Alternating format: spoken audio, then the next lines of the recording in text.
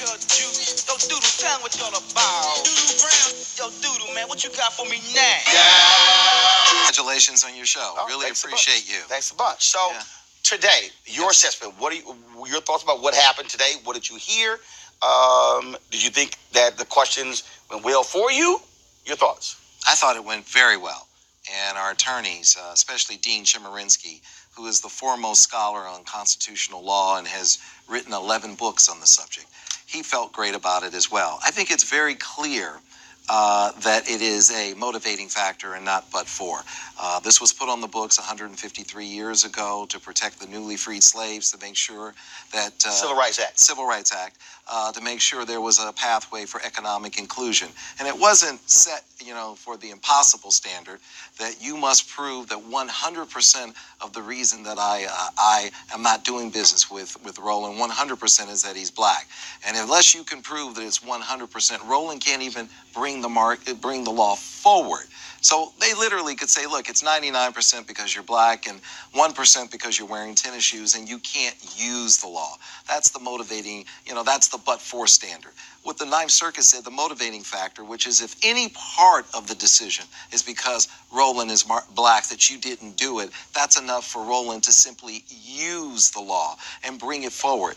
And I think the questions were really terrific from the justices, because they were like, well, hey, Roland doesn't know what he doesn't know. He has to go into discovery to find out what's going on.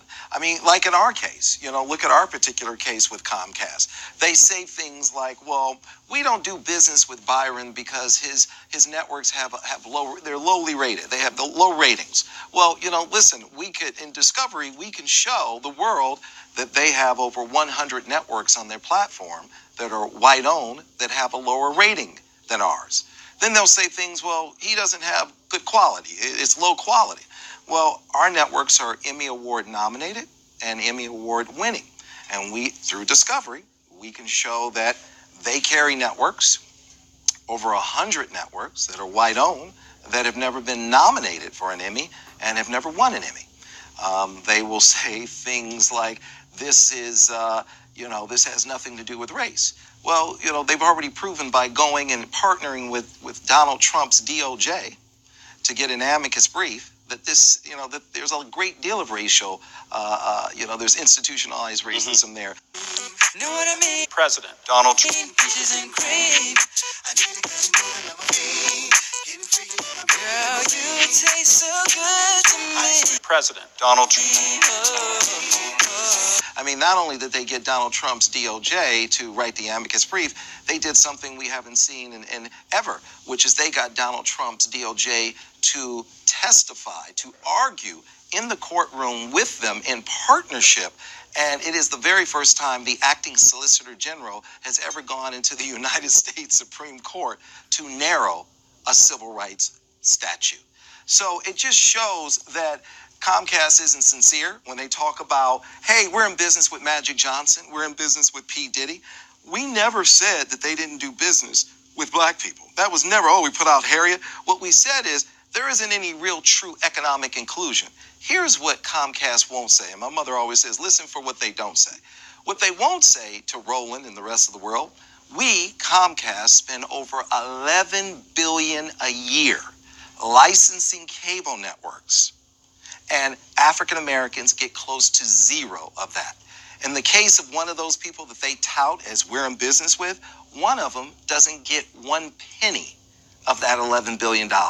They've said to them, just sell your commercials and live off the commercials. So let's unpack this. There are 7 networks that target African Americans. Yes. You've got BET, and there's just a network, which is owned by Viacom. And BET Her, owned by Viacom. Yes. You've got TV One. Yes. And their network Clio TV. Yes. Where a publicly traded company, controlling shareholders are Alfred Liggins and Kathy Hughes, his who mother. I love. And you go to their website, they say they are largest black-owned media company in the country. Then you have Aspire TV, which was one of the networks that went to Magic Johnson. Yes. And then you have Revolt, and then, of course, you have OWN, Oprah's network. Yes. And so how do you respond to that in terms of them having carriage deals with those networks that, again, yes, Viacom owns BET, but case of TV1, it's a black-owned network. Yes. How do you respond to that? Well, like I said, you have to look at the numbers, and that's what the discovery will tell you. Exactly how much economic inclusion are they getting out of the $11 billion. And for the people who don't understand the cable industry, the reality is not most, but the way the deal works is there are some people who have carriage, yes, but aren't getting subscription fees, yes, and they're simply making their money off advertising. That's right. There are other folks who do get subscription fees, and so it may run from 2 cents to 7 cents to like ESPN had the highest subscription fees out of everybody. They were getting upwards of $6-7 from every subscriber. Even higher. So when you pay your cable bill, $8 goes to ESPN. Those were 7 to 10 year contracts, yes, money locked in. Yes. And so billions and billions of dollars throughout the industry. So when people you also have I forgot Africa Channel. Yes. Paula Madison, her brother owns that yes, network. So again, what people don't understand is that they assume that every company is getting subscription fees. They're not. That's some right. are, some are not. That's it's based upon the negotiation with the cable company. Yeah, that's right. And that's what I've said. I said through discovery, we'll show that David Cohen, whose personal compensation is $20 million a year, and Brian Roberts, his annual personal compensation is $35 million a year. You can pick either one of them, and they take out personally more than they pay all of black-owned media combined. They don't get paid sub fees. As a matter of fact, if you Google it, March of 2018, Revolt had to lay off a third of their staff because they're not getting enough support. Know what I mean? President Donald Trump. Peaches and cream. I need to get you on my feet. Getting free. Girl, you taste so good to me. President Donald Trump. All of those different things. You Yes. you said before that if Supreme Court rules in favor of ComCAST, this is going to set black businesses back. How? Oh, wow. I mean, listen, you won't be able to get an attorney. If somebody says, listen, Martin, let me be really clear. I'm firing you, and 99% of it, Martin, is because you're black. Now, the other 1%, once again, is the tennis shoes. Well, you're going to have a tough time getting a lawyer to represent you on contingency. Now, they can discriminate against you. Because they put it at the but for. Because the but for meaning it the has sole to be, reason. It has to be 100%. 100%. The sole reason. Right? So now they put the standard at a level that's impossible to achieve. So now they're positioned to discriminate against you, and you're not able to use the law to protect yourself and have any recourse. And when they start stripping away your rights, and you're watching that as play out this week, whether it was DACA yesterday, and they're going after everybody's rights. The moment they have your rights, then they can, basically they can treat you like a stray dog. So having this right is important. It's a simple statute, and some historians believe that the reason we never got, reciprocity and we never got 40 acres and a mule is we got this law. We got this law that says here's a pathway for economic inclusion, and now they're shutting it down. And when I say, listen, ComCAST, if you really believe you have a strong case and you really believe that you are phenomenal, then let's just go into the courtroom. You don't have to go to the Supreme Court and jeopardize the civil rights of over 100 million minorities in America. Let's just go and show everybody the paperwork. Let's show everybody that you're spending over $11 billion a year licensing cable networks, and the people you tout as the ones you're in business with don't get any subscriber fees. See, their big problem is we know somebody that was in the room when the MOU was crafted.